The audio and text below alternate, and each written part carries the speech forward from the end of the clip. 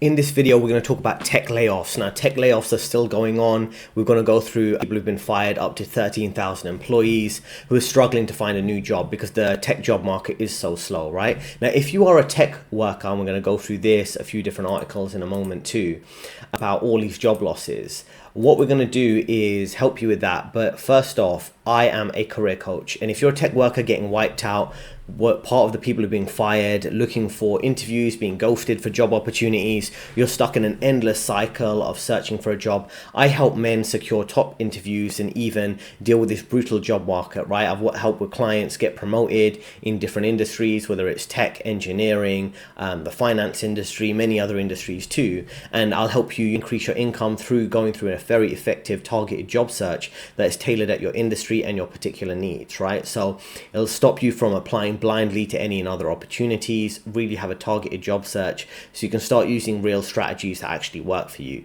And this will help you if you get started now before 2026 kicks off, where things are only just going to get worse and worse in this economy with less opportunities and more competition, right, as the layoffs continue. Now schedule a link with me if you want to speak with me through the link below. Let's start off with this clip here. Biggest difference I see now versus the other past two times that I've job switched in tech is that this time around everything is so competitive. So even if you get an interview, the caliber to which you need to perform in order to get the job is so much higher. And companies know that they have the pick of the litter, and so they're just going to hold out until someone performs perfectly. Also, on top of that, when you're interviewing for these big tech companies that are also doing layoffs at the same time, you are also competing against these people that are already internally at the company that have been laid off and just looking for a new role within. And not to toot my own horn, but I think I interview pretty well. Of all the interviews I've ever done, I've never really fucked one up really bad. But the technical bar on the coding rounds is really high right now. Or maybe I'm just a big dummy. No, it is hard. And the other annoying part is that if I answer a question with 90% correct versus someone who's answering something 100% correct, there is really functionally no difference. There's like no indication that the person who answered 100% correct is going to be better on the job. And you just realize that I'm not stupid. And the other annoying part is that these leak code questions aren't even a good indicator of whether you're going to be good on the job or not. So we listen to this mid-Chinese girl. What is she actually trying to say, right? She's making some good points that job switching is more difficult now compared to the hyper-competitive nature it was in the past. And then there's a slower job interview process. Now, I've seen this time and time again, working with my clients, dealing with, you understand how recruiters work, particularly in more recent years. They will give you 9 job interviews for one job, and they won't give you 9 interviews back to back over a couple of weeks. It'll be stretched out, like 1 interview every 2 weeks. And before you know it, like 3 months have gone by. They've been interviewing you and interviewing other people and interviewing people internally. And sometimes companies will deliberately just set up a fake hiring process. When they want to hire someone internally, they'll just interview a few people externally just to show they followed all the appropriate employment law about looking at all candidates for the job opportunity, and then they decided to go with the internal one they were going to pick anyway. And it's very difficult competing with them because the people who are internal, they obviously have all the right office politics, they have the right connections, they're more likely to get the job over you. And another thing is a lot of the small nuances matter, right, which you didn't actually go into detail, the way you present yourself, the way you speak, because when you've got such a hyper-competitive job market, all that's going to differentiate you might be your technical skills, but often it'll be like, oh, there's a small difference, that person speaks more professionally, they come across like understand office politics a bit better than others, right? The other thing is around, she's talking about job switching right now versus the previous process in terms of several years ago. I think the other thing to note there is those technical skills. Now, if you're dealing with a layoff and you've got more time to focus on developing your technical skills, it makes sense to do that, because those case studies, those coding tests, like I says, it's tough for everyone in the tech industry and other industries. When they give you these case studies, that can be quite difficult. Maybe they give you a few days to do it on your own time. That's fine because you can do your research online. But sometimes, and I've done this for a hedge fund before and a private equity firm, where they just put you in a room without any computer, or a computer without any access to the internet, and you have to do very difficult tasks. And you might be able to prepare for it, but if you've got more time off due to a layoff, really try to up your skills in terms of preparing for those interviews and those case studies. And it's something I do with my clients by helping them practice for some of those technical questions too. Now let's go through another clip here. My company is dropping people like hotcakes. Literally, I swear every other week someone's getting laid off. So yes, I'm on the job hunt, but things have gotten a little weird on LinkedIn since the last time I was here. The companies are expecting things that I'm like, what are you even asking for? And also, chill. This first job I pull up, first thing it says is that you are restless and relentless. Yes, bitch, I'm restless. I have ADHD. Is that what we're talking about? What do you mean? I keep scrolling. You are a left and right brain thinker, and you can seamlessly shift between the two. I don't think I understand what they're getting at with that one. You are engaging and know how to command a room. Sure, I can do that. You can manage multiple competing priorities. That just means that I'm gonna have a lot of my plate with little support. Cool. And lastly, you have a can-do attitude. You know what that tells me? That they're wanting someone to come in and they'll say, do this, you say can do. They say, oh wait, also this. Oh, and can do. Fuck you. Jesus Christ, I paused at the wrong time. But the point is, look, she's making some good points here, to be fair. When you read a job description, of course, you have to read in between the lines what they're actually saying. And a lot of the times they'll say, oh, you need to be dynamic, you need to be a cooperative team player, which often means doing a lot of extra work. So you have to read in between the lines of those job descriptions. You shouldn't do what she's doing, which is posting on social media, whinging about it, because I'm sure with a few searches, depending on how closely her legal name is linked to this TikTok account, they might be able to find her. And it won't be good when she is interviewing for jobs. Other things she mentions, oh, she's restless, she's relentless, she has ADHD. Obviously, you don't want to make those things public when you're doing a job search. And the other thing I wanted to say is, I don't know how to explain it, but like when people come across like this and they're saying F you about a job description or something like that, a lot of that can come across with an underlying sentiment with a job description, with a job interview. So when you're doing a job interview, just be conscious how you're coming across, because people, particularly in senior management, people who've been in the corporate world for a long time like me, we can pick up on cues like that, right? So even if she's not going to act like this way directly in a job interview, when people have this underlying attitude of like, I don't really want this, then it's just very obvious. So just be conscious of all those subtle cues you might be giving off. And another thing just to point out before we move on is the whole thing about looking out for those red flags when it comes to those job descriptions. Because I remember interviewing for a niche boutique investment bank, and the job interview seemed quite general, like all the other job descriptions that I had for other banks. But when I was interviewing with them, I started asking questions, and this is what you can do in a nice way. After you've answered all of their questions, you ask a few questions about the team structure, how many people are covering, in that case, different product areas, how do we function with other teams. And through asking some of those questions, which sounds like I'm just interested in the job, what I was actually able to figure out is what she wanted me to do and other people on the team is to basically work the workload of 2 or 3 people per person, because they were short-staffed. They didn't really hire anyone to cover certain other business areas. And the way she was making it sound her role was basically doing her job and doing 2 or 3 other people's other jobs, because the team didn't want to hire loads of people, which they should have been doing. So the whole point is I figured out, like, damn, if I take this job, without making it clear to her, through reading the job description to speaking with her at the end of that first or second round interview, this isn't a job I'd want to do. I don't want to do all this extra work and get paid the same salary. I don't want to do the work of like 2.5 people when I'm one person and I'm getting paid the salary of one person. And once you figure out all of those things, you pick up on enough cues, you're just like, listen, I didn't say it, and we didn't continue the job interview process past the point because I got another job offer.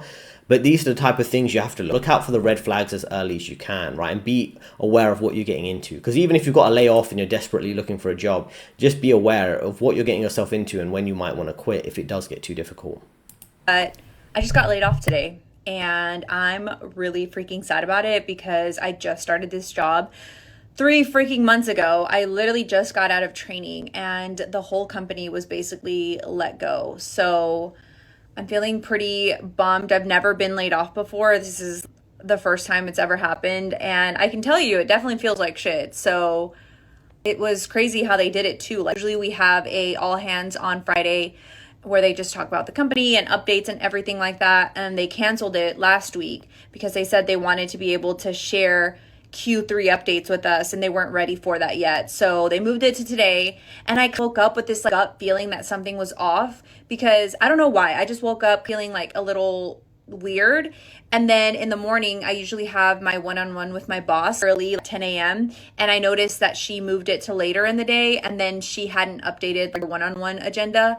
So I was like, oh, that's kind of weird. Like, usually she updates it like first thing on Monday morning. But she was like, I need to eat lunch or something before our all hands. And so I get on the all hands, and it was so weird. The CEO gets on the call, and he just starts talking about how he had to make this very difficult decision because they're going to restructure the whole entire company. And the only way that they'll be able to succeed is if they do this, really minimize the amount of people at the company, which is now literally, I think 5, 10 maybe people.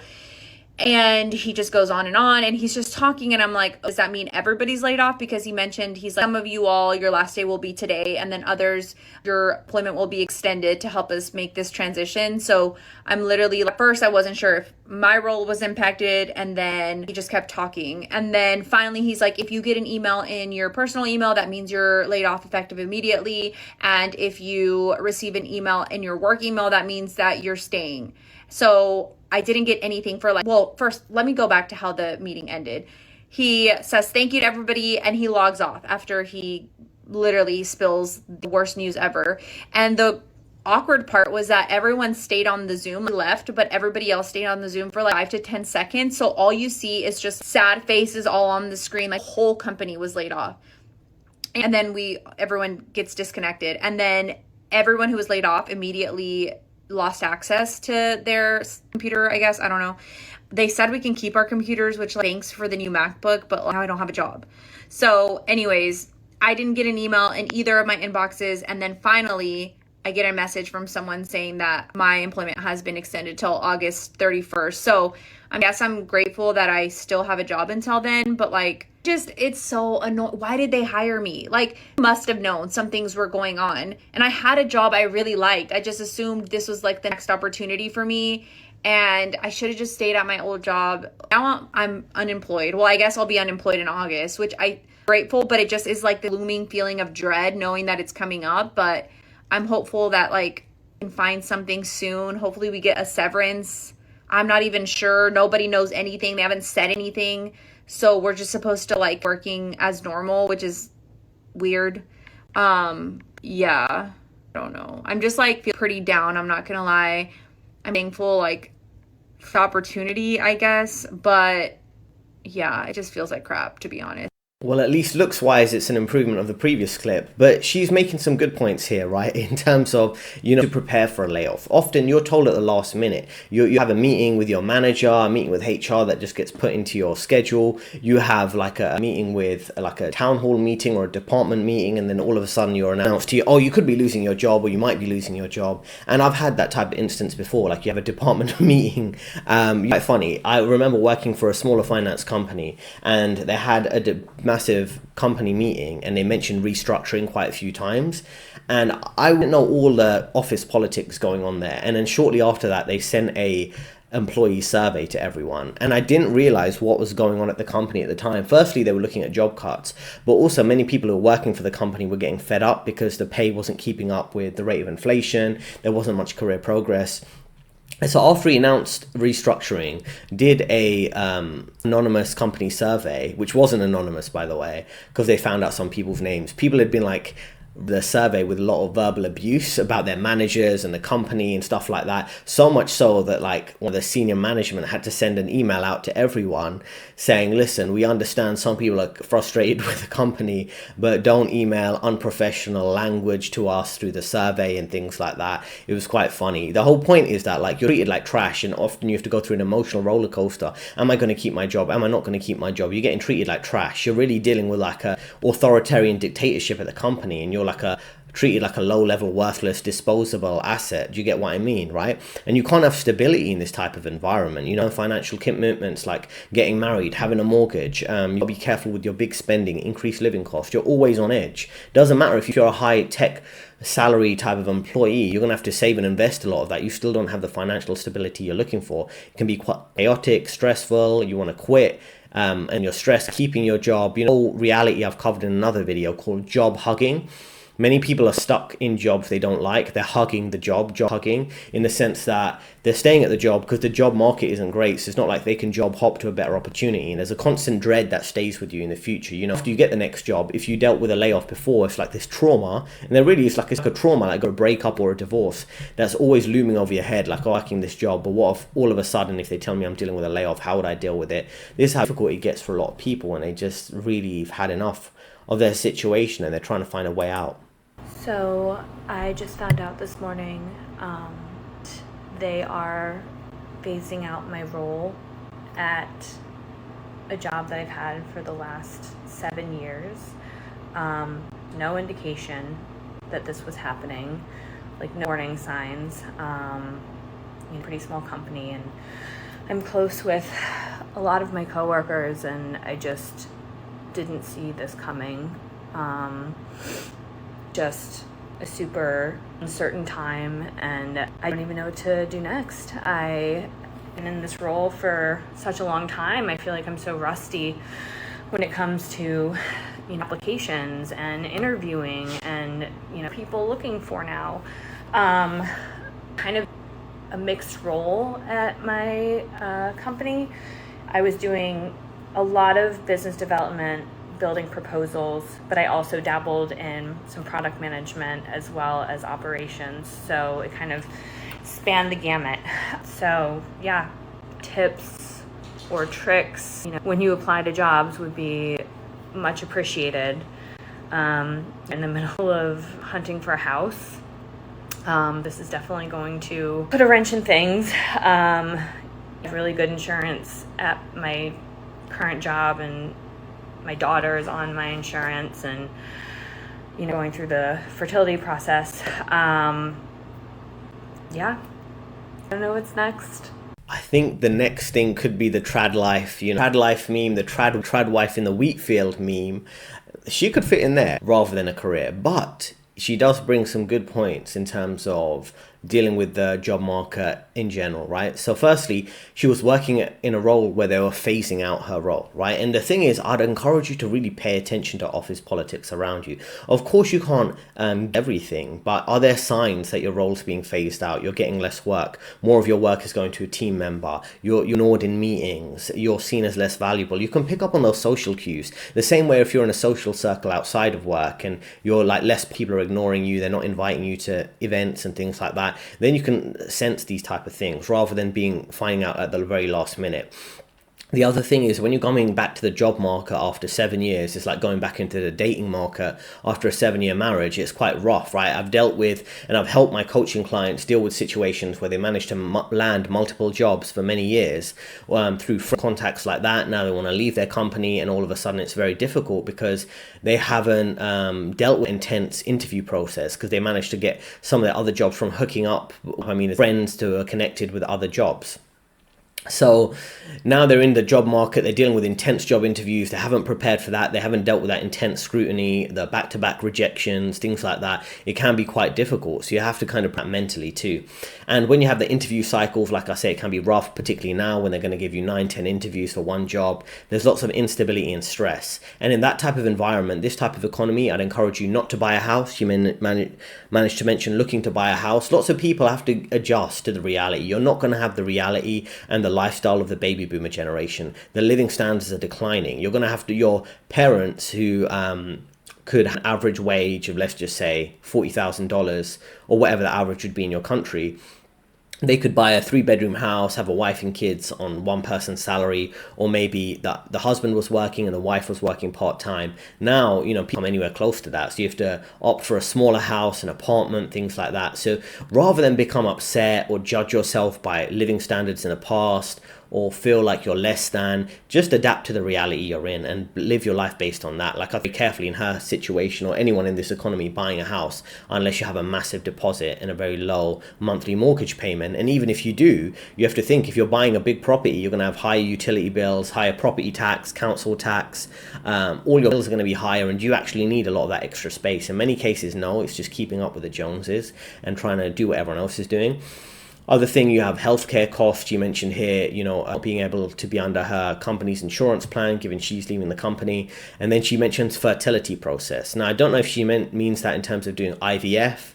And I guess you can avoid a lot of that if you do get pregnant younger in life and maybe have kids younger in life before you get deep into a career, and also focus on lower living costs just to, for family. And she's in a position where a lot of women are going to find themselves in, rightly or wrongly, where they're going to have to really make the decision. Do they want to focus on family or their career? And the idea that women can have it all or people can have it all is just a bit ridiculous. You have to really focus on one. And sooner or later, there are going to be some women who might make their smart decision. They're going to make the trad wife decision. They're not going to focus on their career. They realize it's going to take a massive hit to their living standards, and their husband's going to be the main breadwinner, but she'll take care of the kids and do all the other things just out of the sense of necessity, even rather than what she wants, maybe for life.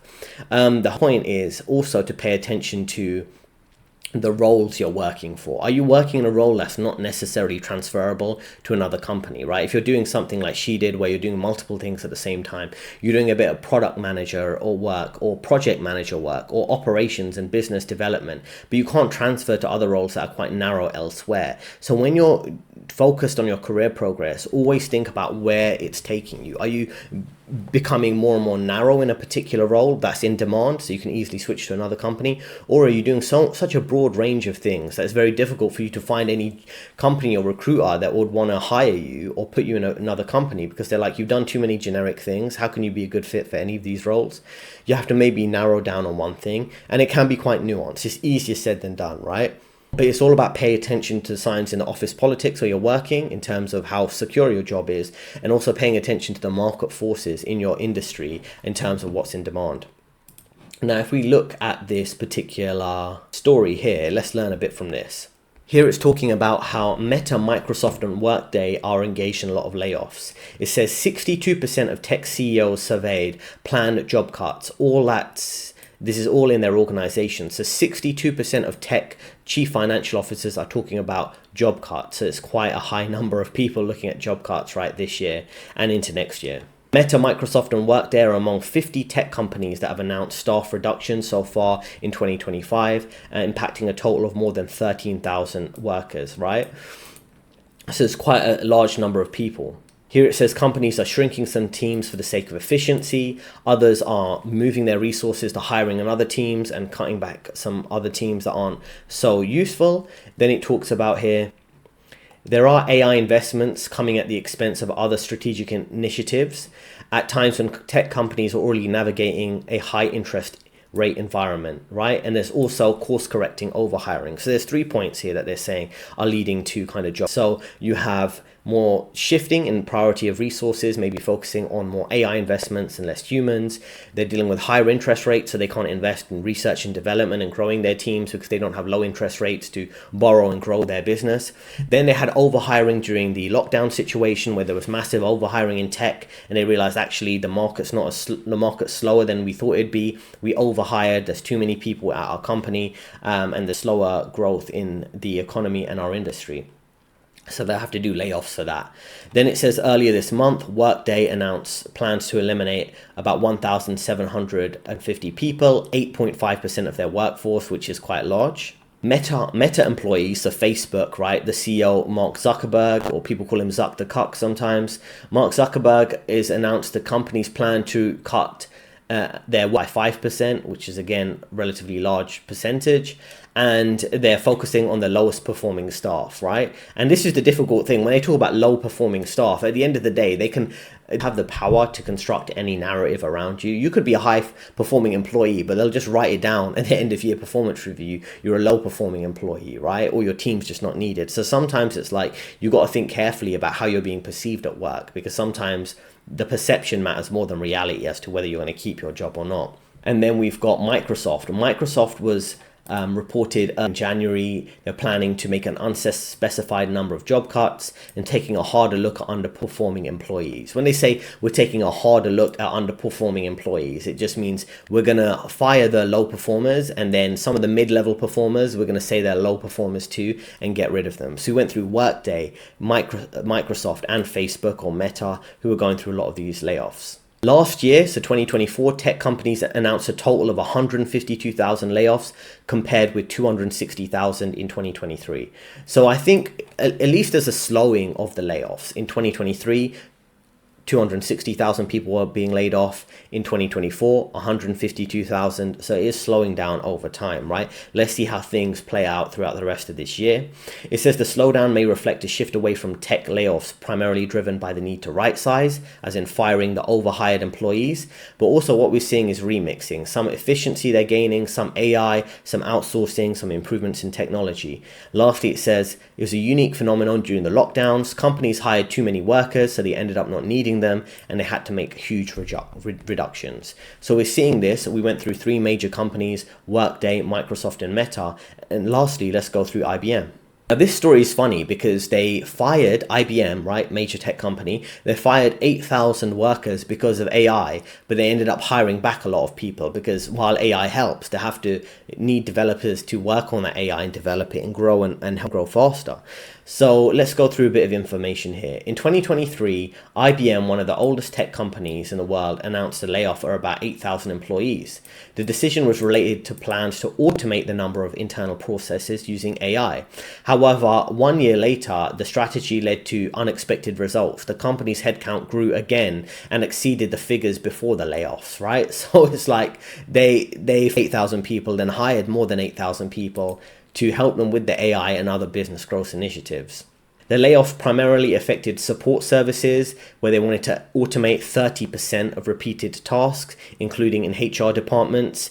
In HR, they automated 94%. So maybe that's a real white pill for everyone out there. Yes, things are getting worse, but look, thankfully, due to automation, due to AI, they were able to automate 94% of HR tasks. So hopefully HR Karens, you'll be on the breadline, you'll be fired.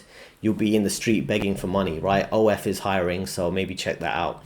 So the thing is, according to Krishna, who's an expert here, an IBM CEO, right? So the IBM CEO, Arvind Krishna, what he's saying is that the greatest expansion affected positions that require critical thinking and interpersonal interaction. So again, I know there are obviously job cuts that we've covered, but what's interesting here is when they cover what skills are needed, regardless of AI being in the workforce, in the industry now.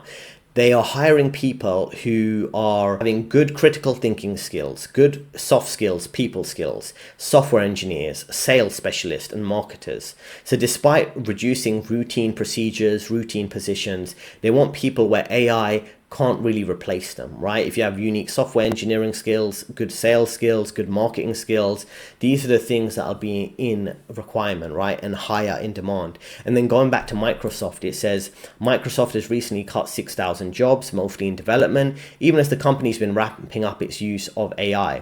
The CEO says that most of 25% of Microsoft code is written by AI, and they want to increase it to 50%. Now, I don't know if you're familiar with the term, just to end on this, enshittification, where basically, yes, we're having more development and progress, but everything's becoming worse. So I personally, obviously, I use Microsoft Windows. I use alternatives to Microsoft Office that you can use. There's free alternatives like Office, LibreOffice. People use Google Sheets, a Google Word doc, Google's version of it. Something I noticed with Microsoft, or even some of these companies, they're so focused on efficiency, but things are becoming worse quality. And there's even a move for some people who don't want to use Microsoft Windows because they don't like the surveillance, they don't like how clunky it is and how awkward it can be in terms of the user interface. They opt away from Microsoft to Linux, right, which is like an all-free version of an operating system. So I think, on one hand, we're seeing AI have efficiency, but also people are looking at alternatives. Companies are looking at different ways of working. So I don't think AI is going to really take over everything. And I think some of the AI is going to be low quality, and then they're going to bring back people to fix some of the issues there. You can't always fix it with AI. Now, the Evil Economic Forum, we all know, that tends to say they run the world. They said that AI could eliminate 92 million jobs by 2030. Right, but there were new jobs that we haven't predicted yet. Now, I think there could be a balance of that, like some new jobs being created, but I always kind of shy away from some of these over-the-top doomsday black pill scenarios. Now, if you're in the situations like some of the women we've seen, you're dealing with job losses, you're dealing with a difficult job market, finding good opportunities. This is something I help my clients with, right? How to deal with layoffs, recovering from those, finding your next job, dealing with promotions, dealing with very difficult dynamics at work, socially, and how to navigate all of those processes so you can have a strong, stable career and navigate those unforeseen circumstances like a layoff, right? And deal with these brutal job markets, preparing for job interviews, reaching out to recruiters, applying for different jobs, targeting your job search in a particular way that works for you, helping you with your resumes, your cover letters, your LinkedIn, all these type of things are covered throughout my coaching program. Now, it's best to get started now before the economy does get worse in 2026. Link in description to speak with me directly and get started. Let me know in the comments how you feel about some of these layoffs, and I'll see you in the next video.